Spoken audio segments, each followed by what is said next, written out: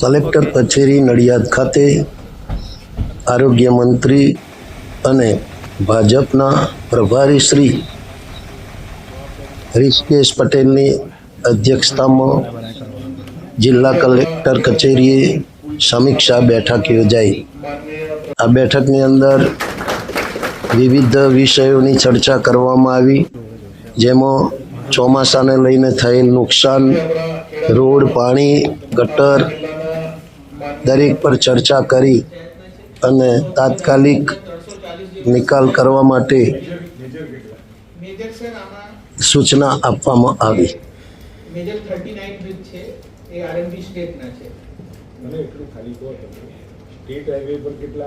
सिर्फ 4 व्हील સુધી એલાઉ કર્યું છે, હેવી વ્હીકલ માટે રેસ્ટ્રિક્ટ કર્યા છે।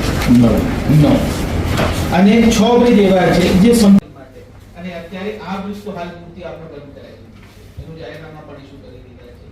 આ વીઆરબી જે નાણાવાળા જી સર, સ્લેબરીન એટલા માટે કહીએ છીએ કારણ કે એમને સિંચાઈની વ્યવસ્થા અને પાણીના નિકાલની વ્યવસ્થામાં એમને આ કામ કરવાનું, ઢાળ કરી અને પાઇપો મૂકી। મારી વાત સાંભળો ભાઈ, બરાબર ને? અથવા તો બંધ કર્યા પછી આપણને 6 મહિના પછી દરખાસ્ત નથી કરી, ના લોકોની માગણી ચાલતી બંધ કરી દો। પ્રભારી તરીકે ખેડા જિલ્લાની મુલાકાત અવારનવાર લેતો હોઉં છું। આ વખતે પણ ખેડા જિલ્લાની મુલાકાત હયાત ચોમાસાના કારણે પડેલી મુશ્કેલીઓ અથવા તો પાણી ભરાવાનો વિષય છે, અથવા તો રોડો તૂટવાના, ખાડાઓ, અથવા તો જે હાલ હયાત ઇન્ફ્રાસ્ટ્રક્ચરમાં ક્યાંક વરસાદના કારણે ક્યાંક મુશ્કેલી લાગતા હોય તો એક મોટો એનો સર્વેક્ષણ થઈ જાય, અને સર્વેક્ષણ તો વિભાગે કરી લીધું છે, પરંતુ એ બાબતની ચર્ચા હતી। આમ મોટા ભાગે ચોમાસાને અનુલક્ષી અને આખી આજની મિટિંગ હતી। સંગઠન સાથે પણ સ્વાભાવિક છે, આવું એટલે સંગઠન ભારતીય જનતા પાર્ટીનું દરેક જગ્યાએ વ્યાપ છે અને સંગઠન આવતા સમય માટે પણ સક્રિય છે, એટલે તમામ નવા વરાયેલા પ્રમુખો અને મહામંત્રીઓ સાથેની આજની બેઠક હતી। સર, ખાસ કરીને જે રીતે આણંદ અને નડિયાદમાં કોર્પોરેશન થઈ ગયું તે બાદમાં જે વિકાસના કામો થઈ હતી, સોરી, કોર્પોરેશન જે ડિક્લેર કરી છે પહેલા મહિનાથી આણંદ, ખેડા અને નડિયાદ અને આણંદ, તે વિશે શું કહેશો? ગૌરવનો વિષય છે।